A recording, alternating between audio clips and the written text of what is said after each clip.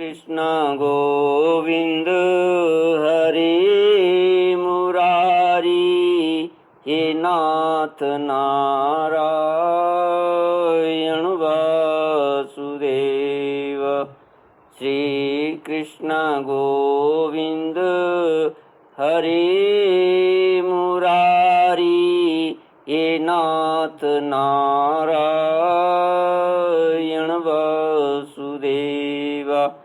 ओम नमो भगवते वासुदेवाय। ओम नमो भगवते वासुदेवाय।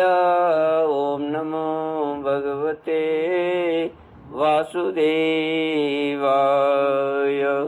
सच्चिदानंद रूपाय विश्वोत्पत्त्यादि हेतुवे तापत्रय विनाशाय श्री कृष्णाय वयं नमः।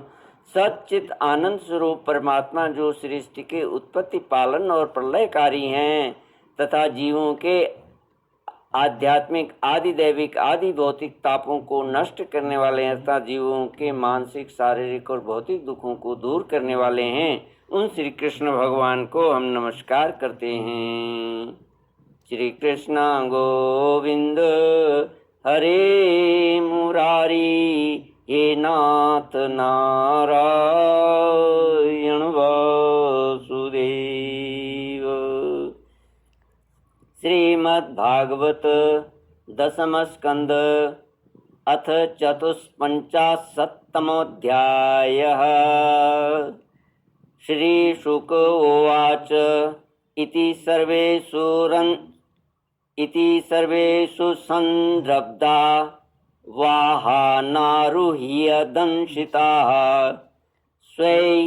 स्वैर्बलैः परिक्रांता अन्वीयुर्धृतकार्मुकाः। श्री कृष्ण गोविंद हरे मुरारी, हे नाथ नारायण वासुदेव। शिशुपाल के साथी राजाओं की और रुक्मी की हार तथा श्री कृष्ण रुक्मिणी विवाह। श्री सुखदेव जी कहते हैं, परीक्षित इस प्रकार कह सुनकर सबके सब राजा क्रोध से आग बबूला हो उठे और कवच पहनकर अपने अपने वाहनों पर सवार हो गए। अपनी अपनी सेना के साथ सब धनुष ले लेकर भगवान श्री कृष्ण के पीछे दौड़े। राजन, जब यदुवंशियों के सेनापतियों ने देखा कि शत्रु दल हम पर चढ़ा आ रहा है, तब उन्होंने भी अपने अपने धनुष का टंकार किया और घूमकर उनके सामने डट गए। जरासंध की सेना के लोग कोई घोड़े पर, कोई हाथी पर, कोई रथ पर चढ़े हुए थे। वे सभी धनुर्वेद के बड़े मर्मज्ञ थे। वे यदुवंशियों पर इस प्रकार बाणों की वर्षा करने लगे मानो दल के दल बादल पहाड़ों पर मूसलाधार पानी बरसा रहे हों। परम सुंदरी रुक्मिणी जी ने देखा कि उनके पति श्री कृष्ण की सेना बाण वर्षा से ढक रही गई है। तब उन्होंने लज्जा के साथ भयभीत नेत्रों से भगवान श्री कृष्ण के मुख की ओर देखा। भगवान ने हंसकर कहा, सुंदरी डरो मत, तुम्हारी सेना अभी तुम्हारे शत्रुओं की सेना को नष्ट किए डालती है। इधर गद और संकर्षण आदि यदुवंशी वीर अपने शत्रुओं का पराक्रम और अधिक न सह सके। वे अपने बाणों से शत्रुओं के हाथी, घोड़े तथा रथों को छिन्न भिन्न करने लगे। उनके बाणों से रथ, घोड़े और हाथियों पर बैठे विपक्षी वीरों के कुंडल, किरीट और पगड़ियों से सुशोभित करोड़ों सिर, खड्ग, गदा और धनुष युक्त हाथ पहुँचे, जांघें और पैर कट कट कर पृथ्वी पर गिरने लगे। इसी प्रकार घोड़े, खच्चर, हाथी, ऊंट, गधे और मनुष्यों के सिर भी कट कट कर रणभूमि में लौटने लगे। अंत में विजय की सच्ची आकांक्षा वाले यदुवंशियों ने शत्रुओं की सेना तहस नहस कर डाली। जरासंध आदि सभी राजा युद्ध से पीठ तिकाकर भाग खड़े हुए। उधर शिशुपाल अपनी भावी पत्नी के छिन जाने के कारण मरणासन्न सा हो रहा था। न तो उसके हृदय में उत्साह रह गया था और न तो शरीर पर कांति, उसका मुंह सूख रहा था।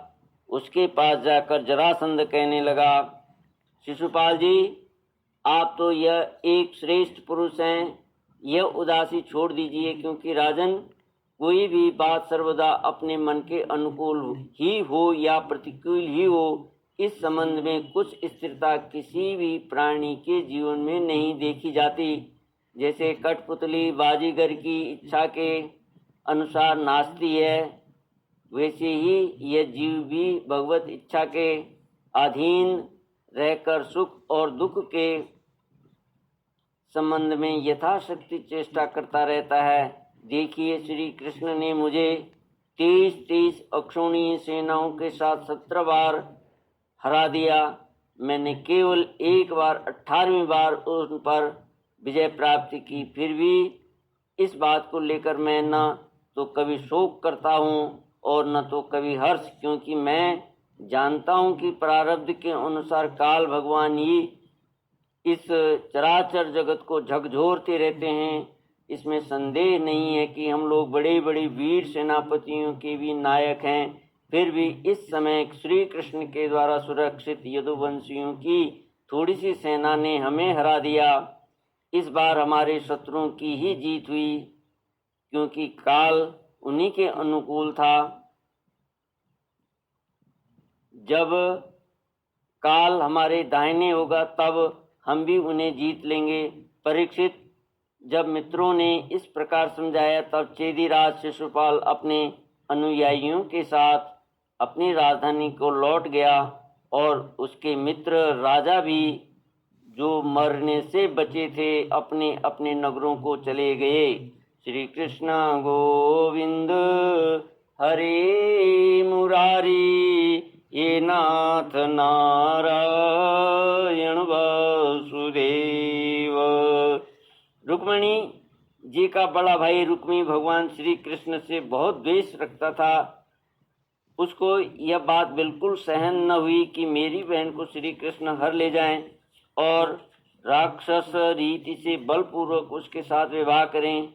रुक्मी बलि तो था ही, उसने एक अक्षौणी सेना साथ ले ली और श्री कृष्ण का पीछा किया। महाबाहु रुक्मी क्रोध के मारे जल रहा था। उसने कवच पहनकर और धनुष धारण करके समस्त नरपतियों के सामने यह प्रतिज्ञा की, मैं आप लोगों के बीच में यह शपथ करता हूँ कि यदि मैं युद्ध में श्री कृष्ण को न मार सका और अपनी बहन रुक्मिणी को न लौटा सका तो अपनी राजधानी कुंडिनपुर में प्रवेश नहीं करूँगा। परीक्षित, यह कहकर वह रथ पर सवार हो गया और सारथी से बोला, जहाँ श्री कृष्ण हो वहाँ शीघ्र से शीघ्र मेरा रथ ले चलो, आज मेरा उसी के साथ युद्ध होगा। आज मैं अपने तीखे बाणों से उस खोटी बुद्धि वाले ग्वाले के बलवीर्य का घमंड चूर चूर कर दूंगा। देखो तो उसका साहस, वह हमारी बहन को बलपूर्वक हर ले गया। परीक्षित, रुक्मी की बुद्धि बिगड़ गई थी। वह भगवान के तेज प्रभाव को बिल्कुल नहीं जानता था। इसी से इस प्रकार बहक बहक कर बातें करता हुआ वह एक ही रथ से श्री कृष्ण के पास पहुंचकर ललकारने लगा, खड़ा रहे, खड़ा रहे। उसने अपने धनुष को बलपूर्वक खींचकर भगवान श्री कृष्ण को 3 बाण मारे और कहा, एक क्षण मेरे सामने ठहर। यदुवंशियों के कुल कलंक, जैसे कौवा होम की सामग्री चुराकर उड़ जाए, वैसे ही तू मेरी बहन को चुराकर कहाँ भागा जा रहा है। अरे मंद, तू बड़ा मायावी और कपट बुद्धि युद्ध में कुशल है। आज मैं तेरा सारा गर्व खर्व किए डालता हूँ। देख, जब तक मेरे बाण तुझे धरती पर सुला नहीं देते, उसके पहले ही इस बच्ची को छोड़कर भाग जा। रुक्मी की बात सुनकर भगवान श्री कृष्ण मुस्कुराने लगे। उन्होंने उसका धनुष काट डाला और उस पर 6 बाण छोड़े। साथ ही भगवान श्री कृष्ण ने 8 बाण उसके 4 घोड़ों पर और 2 सारथी पर छोड़े और 3 बाणों से उसकी रथ की ध्वजा को काट डाला। तब रुक्मी ने दूसरा धनुष उठाया और भगवान श्री कृष्ण को 5 बाण मारे। उन बाणों के लगने पर उन्होंने उसका वह धनुष भी काट डाला। रुक्मी ने इसके बाद एक और धनुष लिया, परंतु हाथ में लेते अविनाशी अच्युत ने उसे भी काट डाला। इस प्रकार रुक्मी ने परिघ, पट्टिस, शूल, ढाल, तलवार, शक्ति और तोमर जितने अस्त्र शस्त्र उठाए उन सभी को भगवान ने प्रहार करने के पहले ही काट डाला। अब रुक्मी क्रोधवश हाथ में तलवार लेकर भगवान श्री कृष्ण को मार डालने की इच्छा से रथ से कूद पड़ा और इस प्रकार उनकी ओर झपटा जैसे पतंगा आग की ओर लपकता है। जब भगवान ने देखा कि रुक्मी मुझ पर चोट करना चाहता है, तब उन्होंने अपने बाणों से उसकी ढाल तलवार को तिल तिल करके काट दिया और उसे मार डालने के लिए हाथ में तीखी तलवार निकाल ली। जब रुक्मिणी जी ने देखा कि ये तो हमारे भाई को अब मार ही डालना चाहते हैं, तब वे भय से विह्वल हो गईं और अपने प्रियतम पति भगवान श्री कृष्ण के चरणों पर गिरकर करुण स्वर में बोली, देवताओं के आराध्य देव जगतपते, आप योगेश्वर हैं। आपके स्वरूप और इच्छाओं को कोई नहीं जान सकता। आप परम बलवान हैं, परंतु कल्याण स्वरूप भी तो हैं। प्रभु, मेरे भैया को मारना आपके योग्य नहीं है।